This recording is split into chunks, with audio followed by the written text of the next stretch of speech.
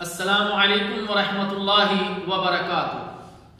حضرت حازم بن حرملہ رضی اللہ تعالی عنہ فرماتے ہیں کہ میں ایک روز رسول اللہ صلی اللہ علیہ وسلم کے پاس سے گزرا تو آپ صلی اللہ علیہ وسلم نے مجھ سے فرمایا، اے حازم، تم لا حول ولا قوت الا باللہ کثرت سے پڑھا کرو، کیونکہ یہ کلمہ جنت کے خزانوں میں سے ایک خزانہ ہے۔